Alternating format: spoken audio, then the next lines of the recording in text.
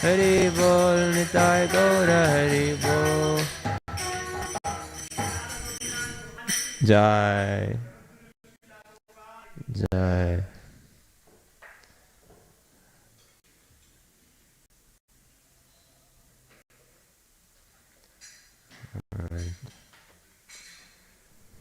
Om Namo Bhagavate Vasudevaya.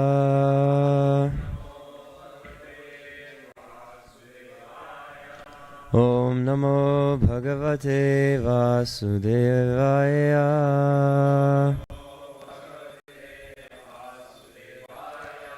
Om Namo Bhagavate Vasudevaya.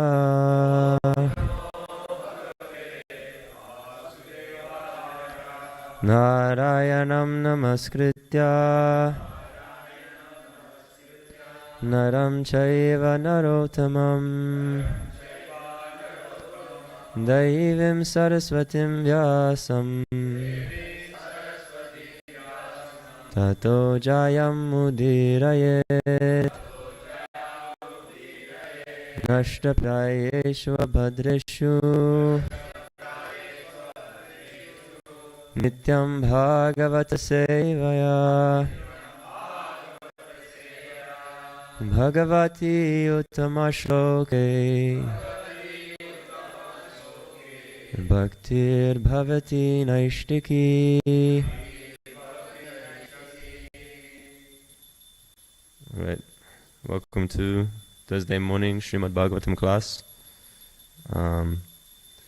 It is the month of Magha, the bright fortnight, and today is actually Ekadashi, so very auspicious day to be doing Nityam Bhagavata Sevaya. We'll be reading from the 4th canto, the 25th chapter, and it is verse 37. So please repeat after me. Imam tvam adhitishtasva. Imam tvam adhitishtasva.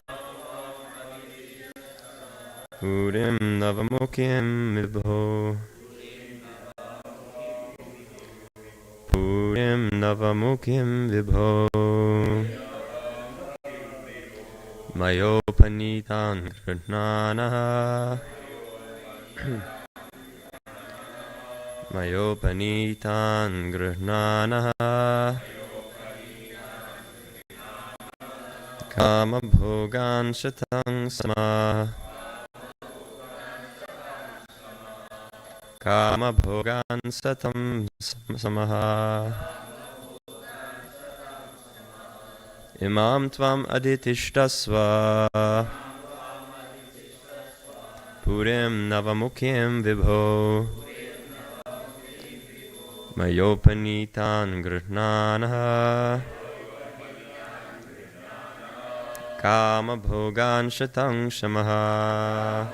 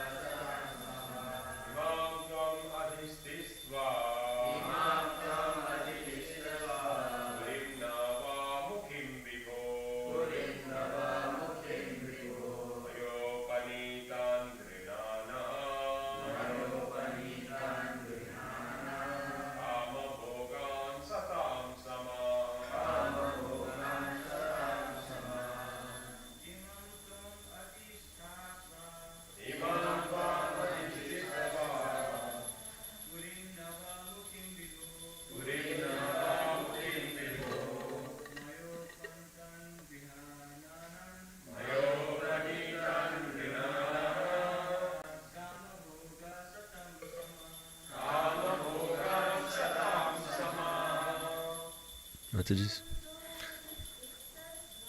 Imam tvam adhitishtasva. Purim Navamukhim Vibho Mayopanitan Grihnanaha Kama Bhogan Sutang Samaha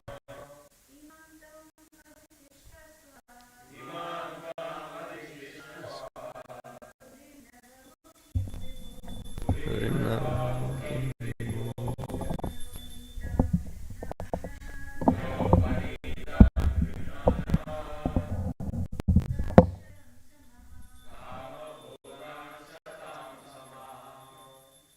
Okay, word for word translation.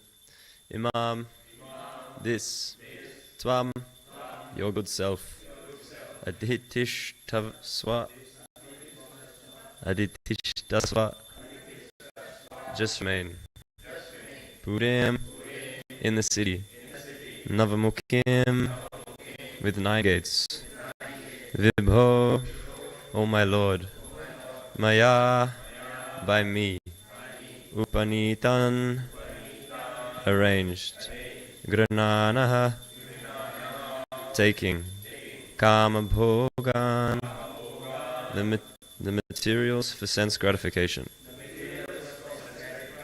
Shatam, 100. Samaha, years. Translation and purport by His Divine Grace, Srila A.C. Bhaktivedanta Swami, Srila Prabhupada Ki Jai. Translation, please repeat after me. My dear Lord, I have just arranged this city of 9 gates for you, so that you can have all kinds of sense gratification. You may live here for 100 years, and everything for your sense gratification will be supplied. Dharmartha kama mokshanam dara sampapti hetavaha. The wife is the cause of all kinds of success in religion, economic development, sense gratification, and ultimately salvation. When one accepts a wife, it is to be understood that he is being helped in his progressive march toward liberation. In the beginning of life, a person is trained as a brahmachari and is then allowed to marry a suitable girl and become a householder. If one is thoroughly trained in household life, he finds all facilities for human life: eating, sleeping, mating, and offending. Everything is there if it is executed according to regulative principles.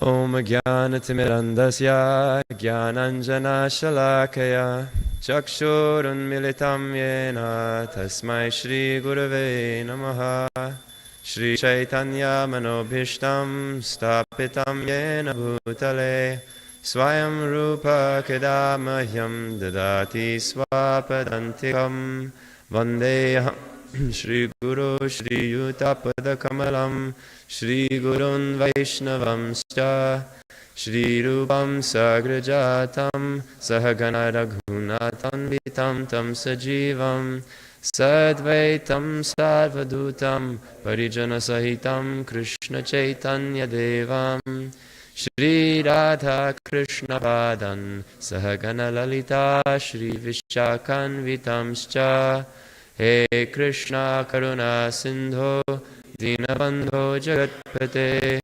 Gopesha Gopika Kanta Radha Kanta Namostute Tapta Kanchana Gaurangi Radhe Vrindavaneshwari Vrishabhanu Sute Devi Pranamami Hari Priye Vanchakalpatarubhyascha Kripa Sindhubhya Evacha Patitanam Pavanebhyo Vaishnavebhyo Namo Namaha Namo Om Vishnupadaya Krishna Preshtaya Bhutale Srimate Bhaktivedanta Swamin Iti Namine Namaste Saraswate Deve Gauravani Pracharine Nirvishesha Shunyavadi Paschatya Deshatarine Jai Shri Krishna Chaitanya Prabhu Nityananda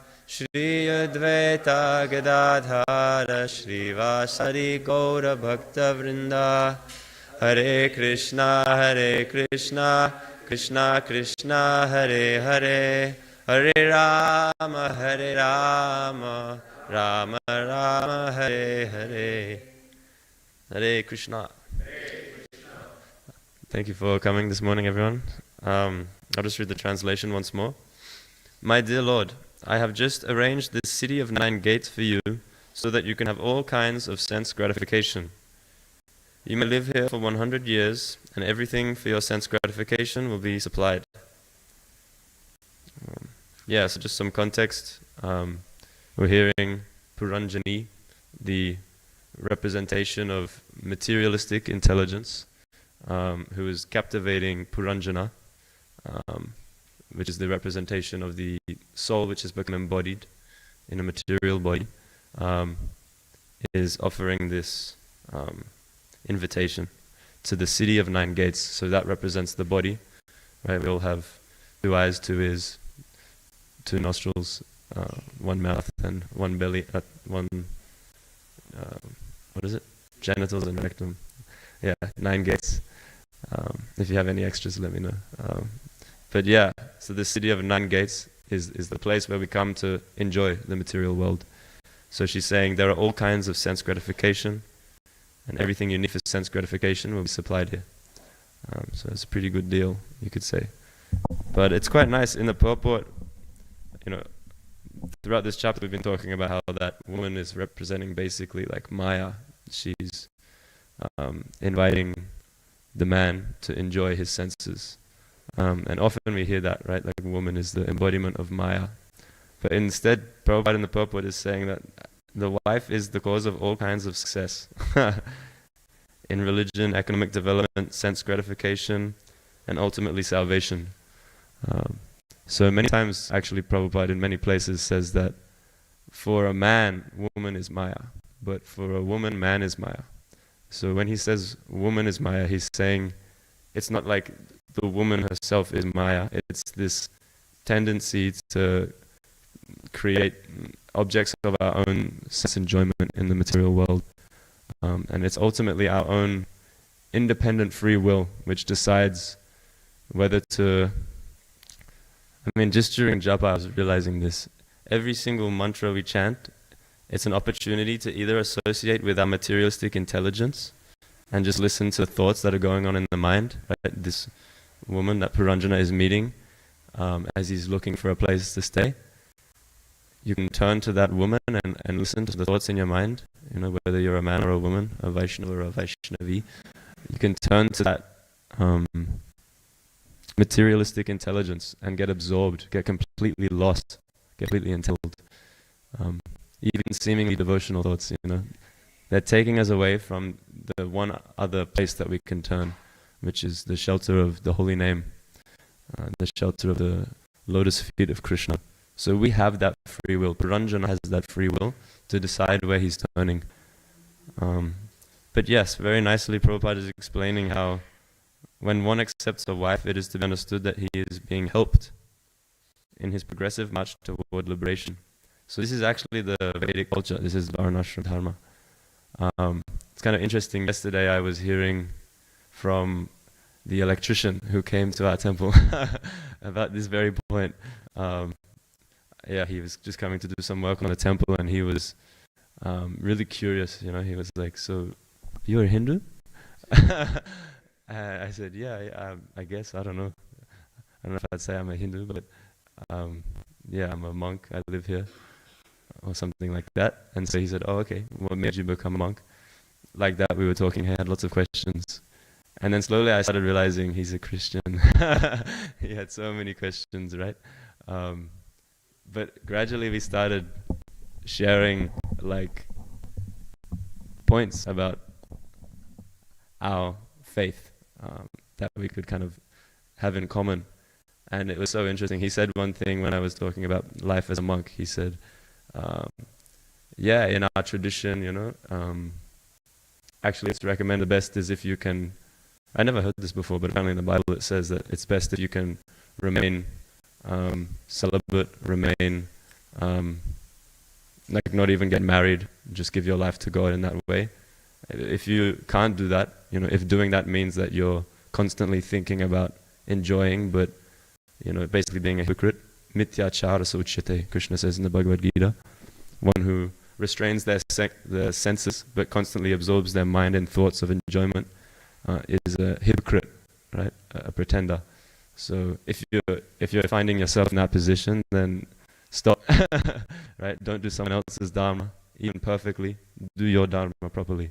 So get married, create a Krishna conscious environment for children to come and grow up in this world. Support the rest of society, basically, right? The grahastha ashram is so vital. When I joined the ashram, the first thing my mom said to me was, no, but like it doesn't make sense, right? If everyone in the world became a brahmachari, like the world would completely collapse. So it can't be good. Come home. And I was like, oh, good point. But yeah, this is varnashram dharma. There's a perfect balance between all of the ashrams, all of the varnas. It's a cooperation. It's not like a competition, And he was telling me his story is really beautiful, actually. He grew up without a mother or father. He was somehow separated from his parents. So his whole life he had this intense loneliness, and he filled that with drugs. He joined a gang, he did all these crazy things. And one day one of his friends from school called him and said, God just told me while I was praying that I need to reach out to you. Can I come and meet you? So he came and met him, and he basically shared with him about God, his relationship with God, and he had a complete flip, changed his life around. And so he felt like his service to God was to raise a God-conscious family. He had to do that. It was like his calling because of his upbringing. So if you were to force someone like that, no, you have to become a monk, that's not dharma. So in varnashram dharma, everyone grows up with spiritual training. We start, in the modern society, we start monk training, if you're lucky, at 20 years old. You're supposed to finish at 20 years old in the typical Vedic society. Then those who are called to serve society in that way, become the sustenance for all the other three ashrams, become householders. And Prabhupada is saying here that one who accepts a wife, or if you're a woman, if you accept a husband, in that sense they help you in your progressive march towards liberation. So here Prabhupada listed the 4 aspects of materialistic human life, even including up to the point of liberation. Dharma, artha, kama, moksha, ritualistic religion, economic development, sense gratification, and liberation. These are a progressive march for civilization for an individual in one's life. And a pious partner, husband or wife, can help one in executing that duty, which is there for everyone. But we'll see in Shastra, we can maybe talk a little bit about it today, even examples of a husband or wife who helps the other, their spouse, come closer to Krishna, right? The secret 5th goal of life that not everyone knows about. So in that way, yeah, it's very important, right? Association is everything. And for a grahastha, they're taking shelter of the family and that home. So, you have to be careful who you choose for your association. I was going to also talk about, well, actually, just yesterday, right, His Holiness Advaita Swami Maharaj arrived, and last time he was here, he recommended this book actually to me. It's a autobiography by Her Grace Vaishakha Devi Dasi, the temple president of Bhaktivedanta Mana. It's called 5 Years, 11 Months. It's one of the most amazing books I've ever read. And actually, it was really funny. His Grace Radha Vinod Prabhu gave it to me just by chance just before I joined the Brahmacharya Ashram in March. Like the December before that, January, I was traveling to England with my family. And Radha Vinod Prabhu gave me this book. So I just started reading it. And just as I had finished it, I happened to end up staying at the Bhaktivedanta Manor while I was in England. I did like a Be a Monk challenge. They had like a training course there for monks. So for 1 week I was staying in the manor, like, doing that monk training. And I didn't realize that the temple president was the author of the book that I just finished reading. And then that day, part of the program was we got to meet with her. So we walked into this room, right, Prabhupada's, where Prabhupada would sit and do his translations. We were all sitting there, kind of waiting nervously, and it was right. It's the brahmachari course, so everyone was like male, and there were some middle-aged men as well. We were all like a bunch of boys, and we were sitting there, kind of nervously waiting for the temple president to come. And then, Her Grace Vaishaki Devi Dasi walks in, and I can still remember that feeling when she walked in. It was so powerful. It was like a full-on yogi, like just the aura that she had when she walked in was so intense. And she came and just sat. There was maybe like 20, boys and men sitting against the wall. And then she came just on her own, sat right in front of all of us. And she just looked at us all and smiled. And it was so, just that was just enough. Like that felt like so life-changing just to have her sort of smile at you, And we all felt like such little kids in front of her, Everyone was saying afterwards, everyone had the same experience. And so this is the fruit, of a life of devotional service. Just recently, her husband, Yadubar Prabhu, came and we got to hear all of his stories. And in her book, you get to hear about how this, this couple in Krishna consciousness have done so much service for their spiritual master together. So they gave their whole lives to Srila Prabhupada.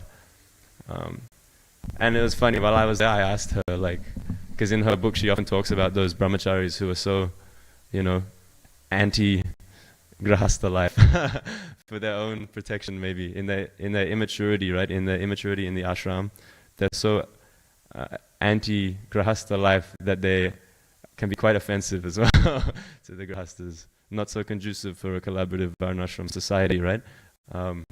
But she was often talking about her own personal experiences dealing with those god brothers of hers, who would push her away when she was trying to do her service for Prabhupada. Don't come near Prabhupada, don't come to us. You're a Mataji. You are Maya. Right? So I asked her, I was a bit of a feminist as well, back then, so I remember asking her, what can we do to help the women in Krishna consciousness, and either she was just treating me as a brahmachari for that week, or she knew I was going to become a brahmachari or something like that. But she answer really surprised me. She said, "You're a brahmachari. That's not your business. You don't have to deal with Matajis. Just stay out of it." And I was like, "Oh, okay, thanks." But that's the thing, we all have our duties. And so for brahmacharis, we have our duties, and for grahasthas, we have our duties. And all of that is pleasing in so many various ways to Krishna.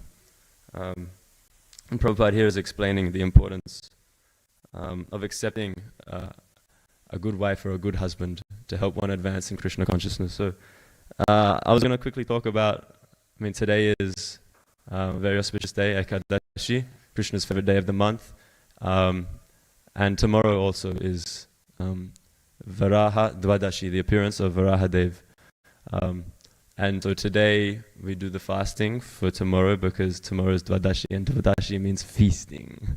So no fasting tomorrow. So today, if you would like to fast for the appearance of Varahadev, it's a half-day fasting. And then we continue with the Ekadashi Vrat, if you're following that also, for the rest of the day, and tomorrow we break the fast. So I'll speak a little bit. I just read through on the ISKCON Desire Tree webpage about the story behind today's Ekadashi, and it was nice. It really fitted with the purport. Krishna always arranges so nicely. So I was just reading through that. I can explain it a little bit quickly, because I think it gives an example of what happens when, if your relationship is based on sense desire, sense gratification, what that would look like in comparison to a relationship which is based on service and helping each other advance in spiritual life. So basically, There's a beautiful picture of it on the whiteboard here. You can see that's actually Lord Indra pointing his finger for cursing an Apsara and I'm not sure, Vidyadhara, basically a dancer and a musician who were there.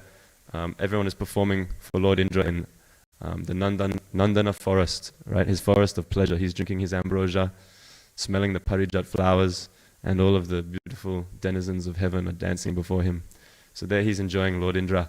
And this Apsara, Pushpavati, catches the eye of the son of Chitrasena. So Lord Indra's chief general, right? Chitrasena. His son, I think his name is Mayavati. Malayavan. He catches her eye actually. So here we're seeing that the man is the embodiment of Maya, and Mayavan catches the eye of Pushpavati, right? And so then she, in her frenzy of lusty desires, tries to capture his attention. And both of them get thrown off in their service to Lord Indra. So she starts dancing out of rhythm with everyone, and Mayavan starts playing the instrument out of time. And Lord Indra sees this, and he's very displeased, so he gives a very harsh curse, pointing his finger at them. He sends them down to have pisacha bodies. They fall all the way down to the Himalayas, and in the high altitudes of the Himalayas, they're forced to wander. So it's freezing cold, there's like blizzards, walking through ice and snow. Their senses become numb, their celestial intelligence is completely lost, right? And they're suffering so much.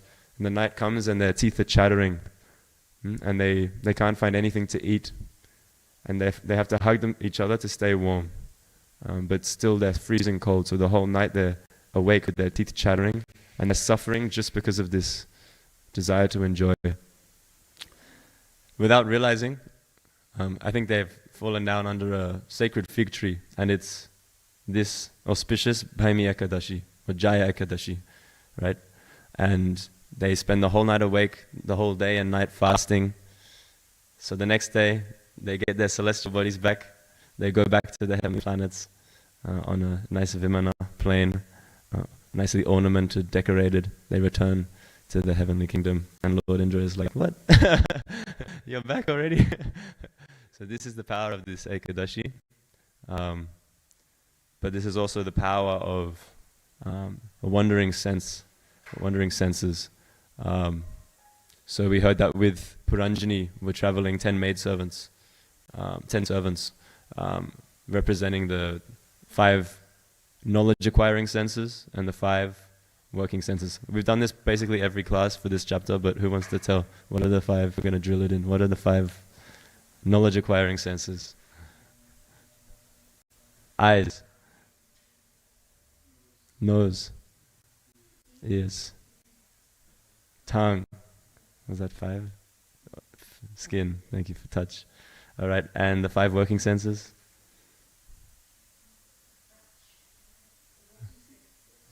Speech, genitals, evacuational organ, and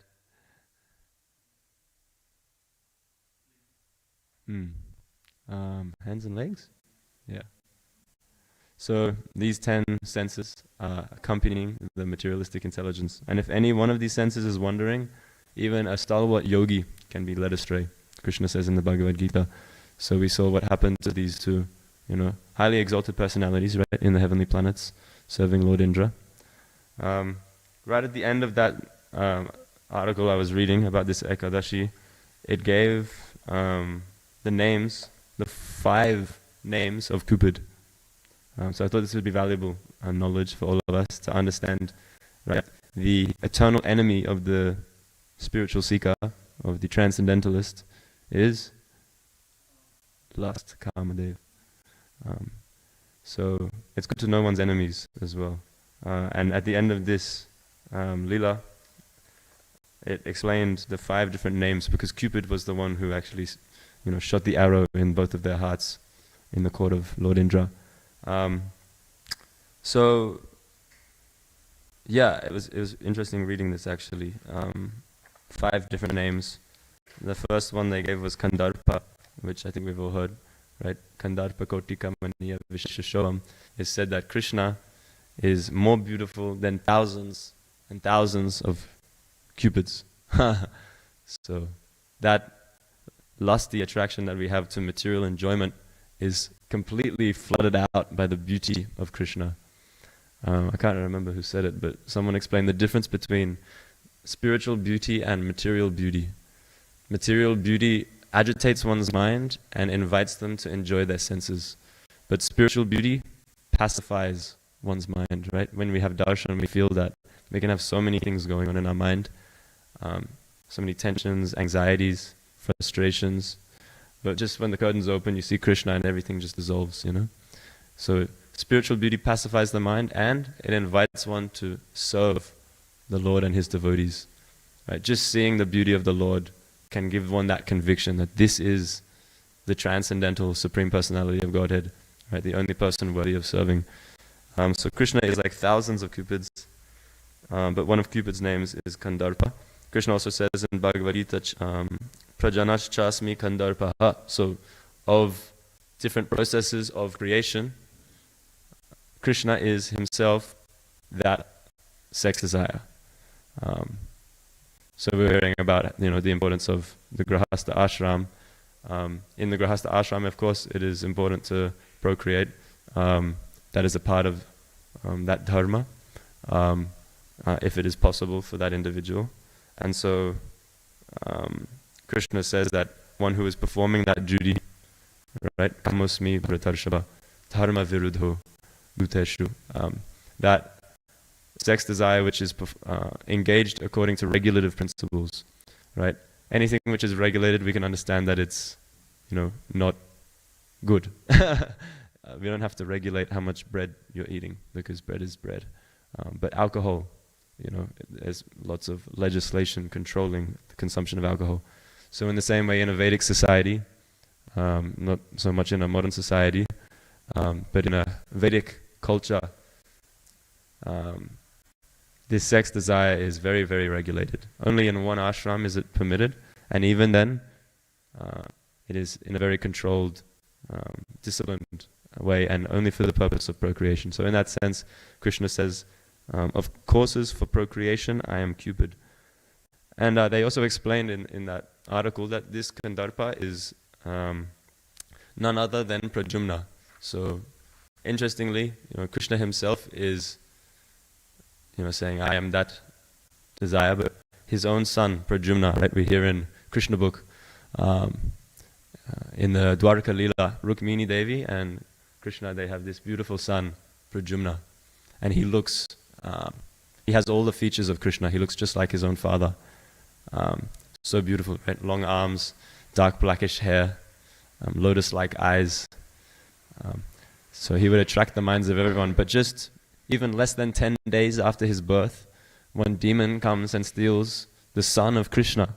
What? Sambara demon comes and steals Krishna's son, right, before he's even 10 days old. And he takes him and he just throws him in the ocean. What? Who is this guy? Yeah. And so Pradyumna is there in the ocean and a big fish comes and eats Pradyumna. Right? So now, this is what happens when you mess with Krishna. Sambara, his own cooks, buy this fish in the fish market, right? And they bring the big fish back to the kitchen, right? And they cut it open, and this beautiful Pradyumna, baby Pradyumna, right, is there inside the fish still. So he gives the fish to the maidservant. What was her name? This is Mayavati, right? Mayavati. Mayavati in her previous life, or actually her real identity, is Rati, the eternal consort of Kamadev.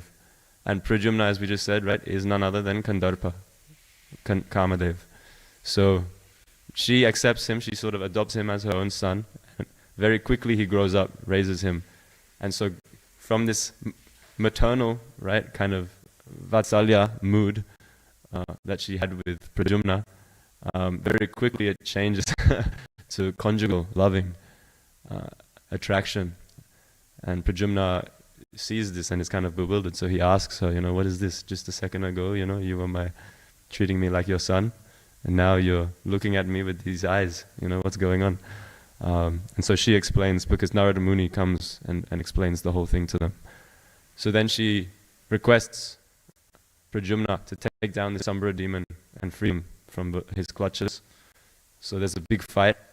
Sambara has a lot of, magic powers, illusory energy at his whims. So he's, putting all these spells on Pradyumna, but Pradyumna is overpowering them with his Mahamaya potency. And at the end, he cuts his whole head off with a sword. It's a very intense battle you can read about in the Krishna book. So like that, there is victory, and Pradyumna and Mayavati, or Kamadev and Rati, they head back to Vaikuntha, to Dwaraka. So the son of Lord Krishna returns back to Dwaraka. And as they're arriving, all of the ladies who are there in the court of Krishna, they see Pradyumna and they think it's Krishna himself coming. And so they all get quite shy, right? But Rukmini Devi, she notices, kind of like different to what was just happening before with Mayavati. She notices this maternal instinct awakening in her heart, so she knows this must be my son, Pradyumna, finally coming home.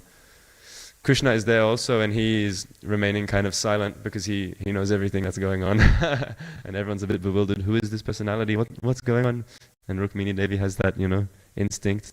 So Narada Muni again comes, and Krishna, allows him to explain the whole story to everyone. And so then everyone is relieved, and it's explained that Krishna goes up to Pradyumna and embraces him with so much joy for the return of his son, and he smells his head. I thought that was so nice, like such a iconic fatherly thing to do, right? We're hearing about, the conquering this desire, and also the beautiful, reciprocations of family members in Krishna consciousness. It reminded me, because I was just recently reading about the Brahma Vimohan Leela, and it's really funny how like all of the inhabitants of Vrindavan are completely, absorbed in the relationships that they have with their family members when they all become expansions of Krishna, right? Lord Brahma comes and steals the cowherd boys and all the calves, while Krishna is off looking for the calves with a morsel of food in his hand. He's wandering through the forest looking for the calves. He leaves the cowherd boys to finish their lunch. At that time, Lord Brahma comes to test this personality, Lord Krishna, because he's heard about his, feats defeating all of these demons in Vrindavan. So he comes and he steals the cowherd boys and the calves, and Krishna returns, and they're not here. So he expands himself into the cowherd boys and to the calves, and he goes on like that for another whole year, because Lord Brahma, just a moment he leaves and comes back, but a moment for a heavenly demigod, especially Lord Brahma, is a whole year on this plane. So for one whole year, the residents of Vrindavan get to experience what it's like for Krishna to directly be their son, right? Or like that, their own calf for all of the cows.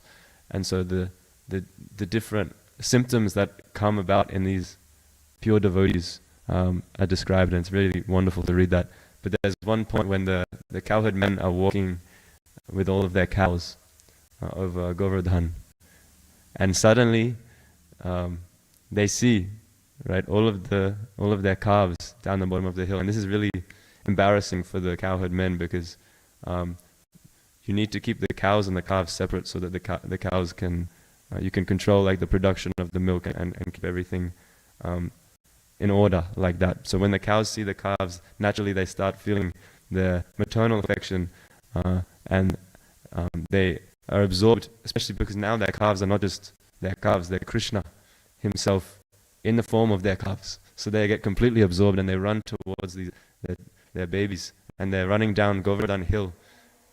Right, we saw Yadubar Prabhu showed a video that he made for Srila Prabhupada, a movie, and it put in slow motion these cows running over a hill with a little brahmachari Gurukuli boy running behind them with a stick. It's a really nice video. But yeah, I just picture that now when I hear this Leela. The cows running down Govardhan hill in slow motion, their legs like almost like galloping. And they come down to Krishna in the form of these calves. And they're crying, with so much love and affection, ecstatic symptoms of the cows of Vrindavan. And so the cowherd men are so embarrassed. Oh my gosh, what's happening? We've lost control of the cows. They're running down with the sticks, with the herding sticks, and they're running down. And then they see their own sons. Krishna in the form of their sons is standing there with all the calves. And so they forget about the whole thing and they get completely absorbed in love of Krishna with that Vatsalya Prem, right? That Vatsalya mood. And so they come and they come and hug their boys, right? They pick them up and they smell their heads, and they ask about them, is everything okay?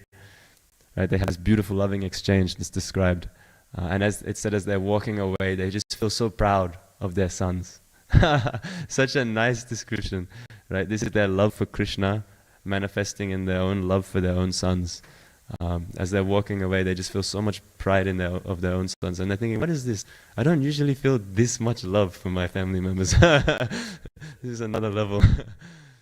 These ecstatic transformations. So, yeah, like that, Krishna smells the head of his son Pradyumna, right? When he returns home. This is Kandarpa, one name of Kamadev. Secondly, they gave Darpaka, which refers to the Kamadev when because he can see the future. He knows when one is going to take up some spiritual activity, right? To achieve some purification. So he interferes, right? Like Devi, a thankless task is to test the sincerity of the devotees, the aspiring devotees.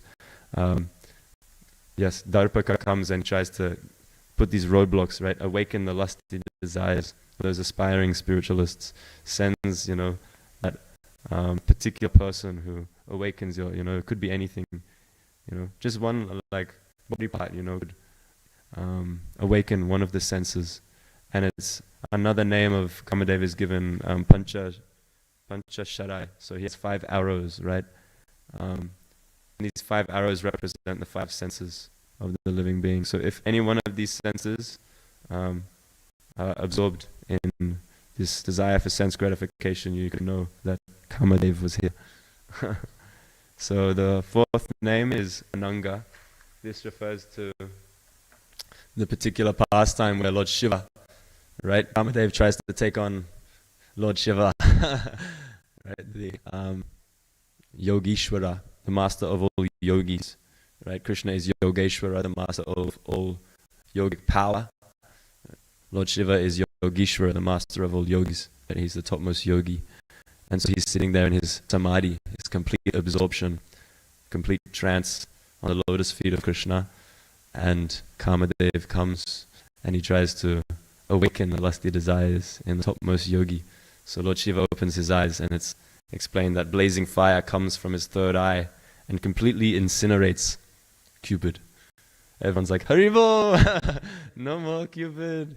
Haribol! But no, he gives him the benediction. Ananga. Now you can wander around without any visible form, right? Actually, we went to, when I was fortunate enough to go to India just over a year ago, all of the group met in Assam, right, northeast of India, the beautiful village, Guwahati, where the Brahmaputra river flows. This is the only male river in India. All of the other rivers in India are considered female. But the Brahmaputra flows just by Guwahati. And on that river is the smallest inhabited island on the planet. And that island also has a temple. Yeah. And on that temple is Hanumanji, Lord Vishnu, and Lord Shiva. So many wonderful things are there actually. We got off, took the ferry across the Brahmaputra and we got off on the island. His Grace Dasi Prabhu, who does such nice Prabhupada dressing every week now, he was leading the kirtan as we were going across the river on the boat. We were all sitting on the roof and the locals started singing kirtan with us on the way to this beautiful temple. And we got off on the island, we offered up obeisances to Hanumanji, and then we walked in. It's really interesting because the temple originally was established by one king, and it was a Shivite temple. It was a temple for Lord Shiva. But after an earthquake, it was basically dilapidated and left like that for a long time.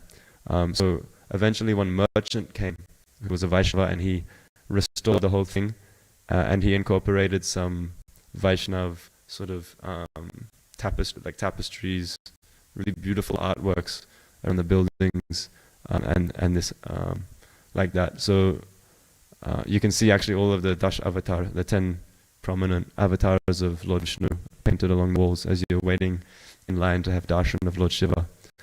So we went there. It was sort of like our last stop to get the blessings of Lord Shiva before we went to the Holy Dham. It's explained that Lord Shiva is the gatekeeper of the the Holy Dham.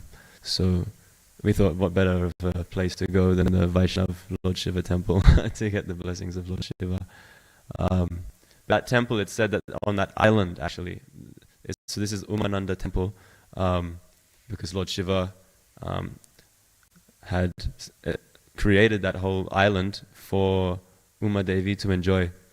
It's explained that, I think somewhere in one of the purports, maybe Srila Prabhupada explains that if one prays to Mother Parvati, one can get, as we were hearing about in the purports, a nice wife or a nice husband, right?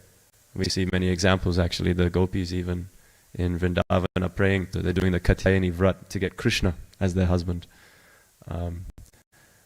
Even Rukmini Devi herself, right, when she is waiting in so much anxiety for Krishna to arrive, she goes to the temple of Ambika, I think, which is the family deity, just before her wedding with Shishupal. Yeah, with Shishupal. Right. And Krishna arrives just in time after leaving that temple. So this is the beautiful touch that comes when one prays to Uma Devi.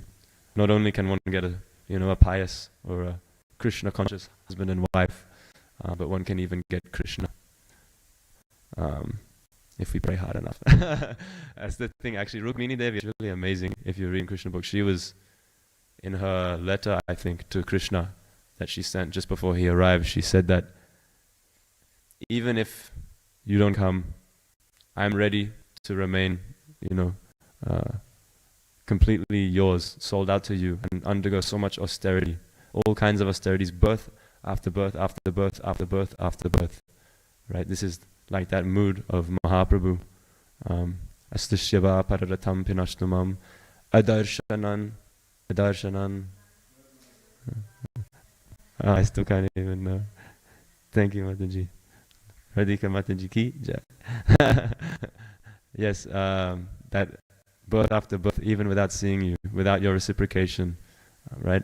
I'm still completely yours. So Rukmini Devi is, she's like the original Brahmacharini. Right? We have so many examples of exalted Vaishnavis. Right? We already spoke about Her Grace Vaishaka Devi Dasi, the temple president of such a prominent temple. And just across the water, we have all of the Brahmacharinis in New Zealand, right, doing so much fired up preaching, so much book distribution. Yeah, and so Rukmini Devi, right, the original Brahmacharini, is ready to remain completely sold out to Krishna, birth after birth after birth, until he arrives, and she is successful. So, yeah, I thought that was another example. Seeing as tomorrow is the appearance of Varahadev as well, and we were just hearing about Hanumanji and the Dash avatars at the Umananda temple. Sorry, the other thing as well is that same hill, that same island is called Bhasmachal, because that's supposed to be the exact place where Lord Shiva burnt Kamadev, Cupid, with his third eye. So I got to go there. I didn't even realize it. And yeah, we were seeing in all of the different avatars of Vishnu. So tomorrow is the appearance of Varahadev. I heard that, I read that anyone who recites and anyone who hears the wonderful appearance of Varahadev on Varaha Dvadashi achieves the perfection of life by pleasing the Supreme Lord. So I'll save that story for tomorrow, but since we mentioned Hanumanji, I thought we could instead go to Golila and hear about another appearance of Varahadev because Hanumanji in Gaurlila appears as Murari Gupta, right? And in the house of Murari Gupta, Lord Chaitanya, it was really amazing. I was just hearing from Radhanath Swami Maharaj, His Holiness Radhanath Swami Maharaj. I had never clicked this, that Varahadev, who appears before Nrsimhadev, right, in Satya Yuga, so far ago, it's like 4 million years ago. 4 million years ago Varahadev came. Any Varahadev Bhakta there, 4 million years ago. That's how much separation you have from Varahadev. Mahaprabhu is so merciful. Not only he comes, the most merciful, most beautiful, right? The worshipable deity of Kali Yuga, Sri Krishna Chaitanya, Gauranga, the golden complexioned Mahaprabhu. Not only does he himself appear, right, which Anarpitam Chirim Chirat Karuna Avatirna Kalau Samarpayitam Unnatojvalarasam Swabhakti Shriyam Hari Purata Sundara Yuti Kadam Basandipitaha Sada Hridaya Kandares Puratu Va Sachinandanaha. So Mahaprabhu comes to give what hasn't been given in a very, very, very long time. It's explained in Chaitanya Charitamrita. He comes to give the topmost thing, which is pure conjugal love for himself. That hasn't been given by any avatar of Vishnu for a very, very, very long time. And he comes to give that in this Kali Yuga. Not in every Kali Yuga, in this Kali Yuga. So we're so fortunate. But what to speak of that, if still you're more attracted to, fair enough, Varahadev is so beautiful. If you hear about his appearance tomorrow, I'll just give a little sneak peek of his appearance. It's so cool, right? Krishna is coming from the nostril of Lord Brahma, right? What comes from the nostril, right? Not very attractive things. On top of that, he comes in the form of a boar, right? Of all animals, if I ask you to think of the most beautiful animal in the animal kingdom, right? The boar. It's not so attractive. But Krishna, he comes as a boar from the nostril of Lord Brahma. And all of the Brahmanas who were there, in association with Lord Brahma, at the very beginning of creation, right? There's nothing really going on in the creation. Mother Earth has sunk into the depths of the ocean, right? It's just like darkness, space. Lord Brahma is there with the Brahmanas, and Varahadev comes from the nostril, and the tiny little boar expands and expands and expands and expands into this universal boar. And the Brahmanas are seeing this. He does this big roar. Yeah, I remember. This is so nice. It's such a cinematic appearance, Varahadev is so cool. He comes and he just does this big roar. Imagine. And all of the Brahmanas, what you do when you see something amazing like that, you kind of just gobsmacked. But the Brahmanas are not gobsmacked. They're expressing that amazement by just reciting so intensely all of the Vedic hymns. You can just imagine thousands of Brahmanas reciting these Vedic hymns, and Varahadev is just there in all of his glory, right? This gigantic boar. And so they're reciting the hymns in glorification of him. So he rose again. He does the second. It's so cool. And then he dives into the ocean to rescue Mother Earth, right? On his tusk, Mother Earth is there, like a beautiful ornament, right, on the nose of Varahadev. So he looks even more beautiful. We can't even imagine the beauty of Varahadev. Mahaprabhu is so merciful that just 500 years ago, the exact same Varahadev appears in the house of Murari Gupta. We can't understand that, but he gives the darshan to Murari Gupta of Varahadev and everyone present there. So Varahadev came 500 years ago in Bengal, if you didn't know. And not to speak of that, right? All of the avatars, everyone according to their mood had darshan of their worshipable Lord, right? Murari Gupta, who is Hanuman, also got to see Lord Ram in Mahaprabhu's Mahaprakash Leela in Srivas Angam. So yeah, very nice. There's one final name, Kamadev. We're all very familiar with Kamadev. So these are the 5 names of Cupid. Yeah, I guess we could lastly just start on, right? So we spoke about how the son of Krishna is none other than Cupid, right? Pradyumna is Kandarpa. But we also hear that, this Gayatri mantra, which the second initiation Vaishnavas will be chanting. Karma Gayatri is actually it's the Karma Gayatri. It describes 3 different names of Kamadev. Prabhupada explains in one purport. So interestingly, it's explained that every syllable of that mantra, 24.5 syllables, is like a full moon rising in Krishna. And that Krishna is non-different from that Gayatri mantra. So this Gayatri mantra, the Karma Gayatri, emanates from the flute of Krishna. We have that painting just in the corner here. We can see that from the flute of Krishna is emanating this transcendental sound vibration, the Gayatri mantra, and into the 8 ear holes of Lord Brahma. That sound, that transcendental sound vibration enters. And so Lord Brahma is able to disseminate the Vedic knowledge, right? The ever-expanding ocean of transcendental knowledge is emanating from this sound vibration, the Karma Gayatri, which comes from the flute of Lord Krishna. And it's explained that he is non-different from Lord Krishna. So, Kandarpa Koti Kamaniya Vishesha Shobham, that Krishna is more beautiful than thousands of cupids. And he is, in the spiritual world, he is considered to be like the new Cupid. He is like the transcendental, spiritually attractive, ever-fresh Cupid in Vrindavan. Because he attracts everyone.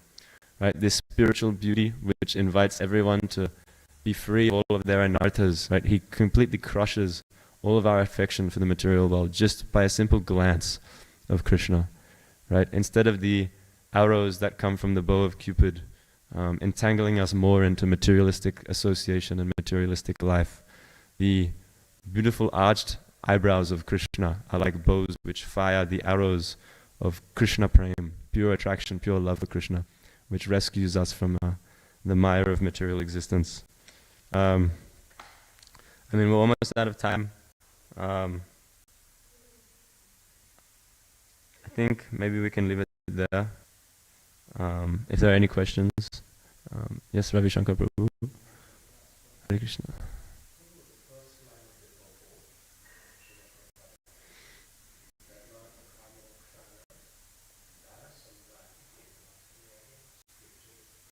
No, I probably have to look that up because it's not given in the purport.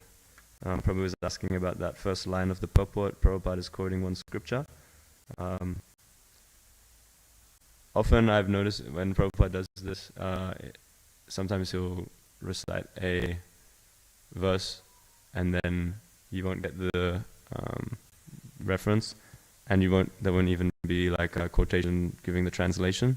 So you kind of feel like, wait, is it gone? Like, is that it? But actually the next 2 or 3 sentences are the translation of that verse. So at least he's given us the English there. He's given us the meaning, but I'm not sure what the scripture is. Yeah.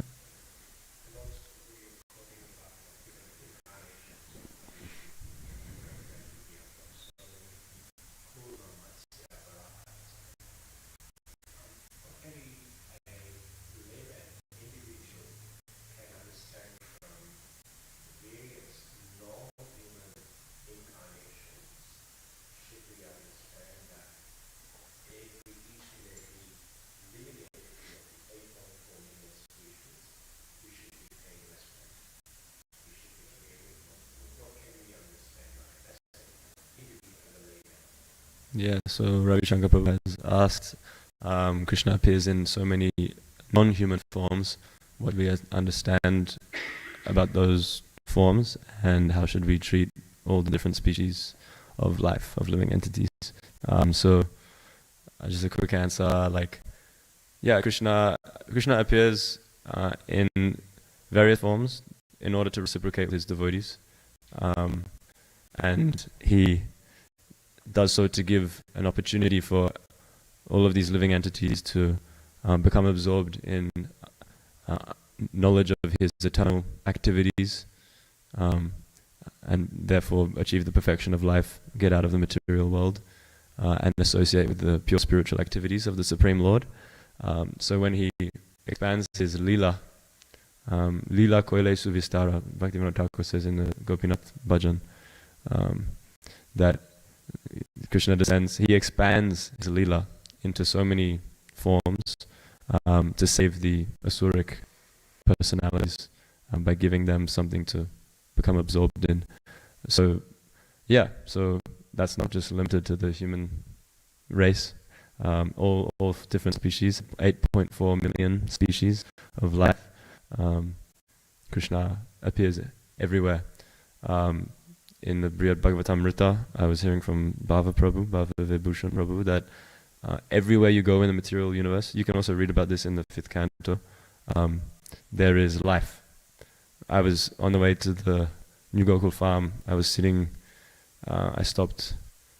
we all stopped to just take a break from driving at Muni, and I was sitting there by the water with His Grace Ishwareshwar Prabhu. We were just sitting on the rocks, chanting some rounds, and we looked, and it was just on the rocks, there was, just in front of us, there would have been at least like 1,000 oysters sitting on the rocks, and we realized, like, that's life.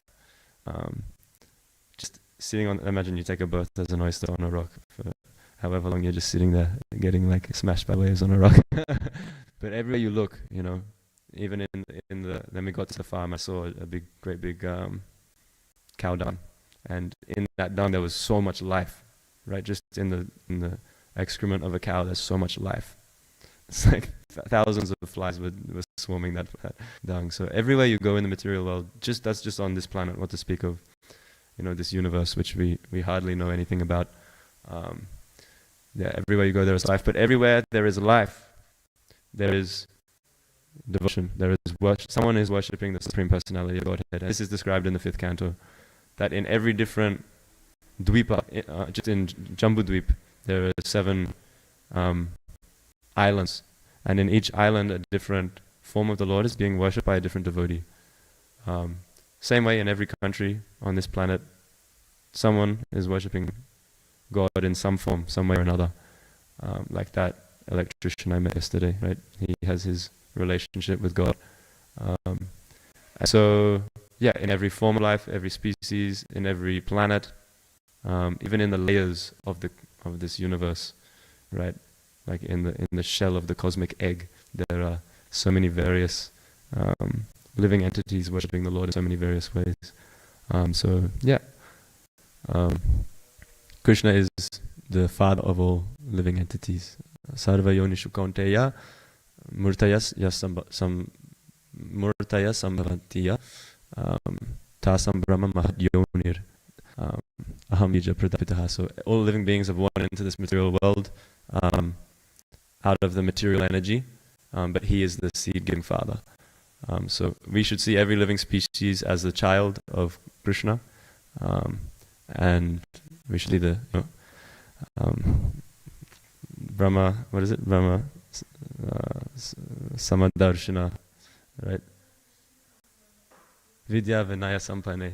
Vidya Vinaya Sampane. Yeah, right. So one who has seen the truth can find this living spark and the super soul in every living being.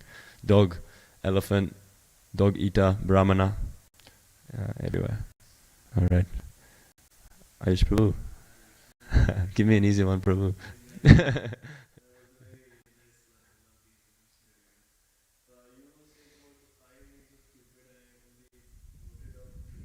Yeah.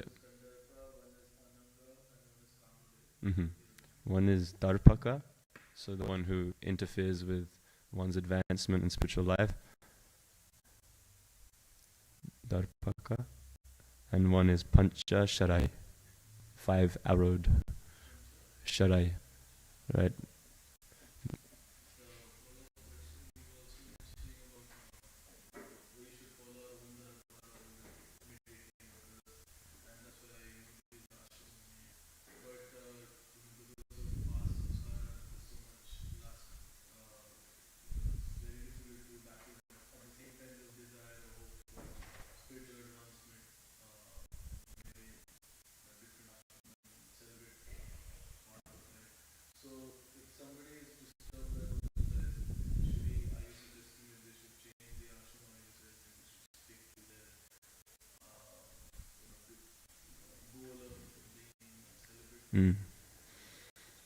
Yeah. Yes, Ayush Prabhu was asking, so if one is struggling with lusty desires, should they just not be a brahmachari? Should they just be a grihastha? It's not so simple like that. I think that's why we have mentors who guide us. They know what's better for us than we do. So we should definitely seek guidance from someone who knows your particular unique context. I wouldn't give a blanket rule.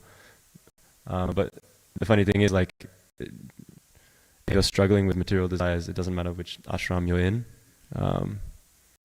It's more about your nature, I think.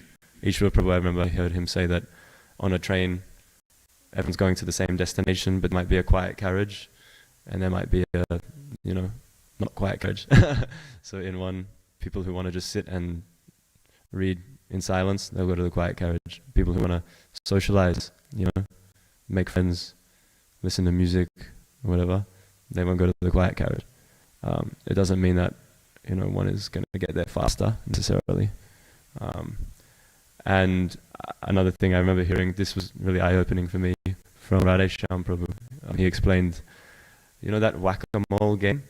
It's like a thing at like some theme parks. There'll be like a bunch of holes, and occasionally out of one of those holes, a random thing will just pop out and show its face, and then run back in, and you get a hammer.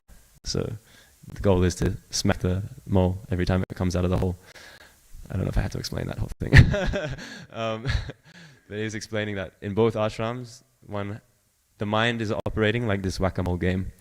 For a brahmachari, no matter how long you've been practicing, no matter how much you've conquered lusty desires, incinerated Cupid, at some point the mind will pop up like the whack-a-mole again and say, oh, but look at that grihastha, they're doing so much service. They're so Krishna conscious. They look so blissful. Maybe I could be Krishna conscious and also enjoy a little bit like that. And he says you have to whack that thought straight away. But it's not just for brahmacharis. For the grihasthas also, the same thought is there, just flipped around. And they're looking at the brahmacharis thinking, man, if only I had become a brahmachari, I would really be able to practice Krishna consciousness. I wouldn't be so bogged down with all of these materialistic duties. They need to smack that mole straight away. If you're doing your ashram properly, then you know what your duty is, and wherever you go, there's going to be these disturbing thoughts. So it's just I don't know. I think it's a case-by-case thing.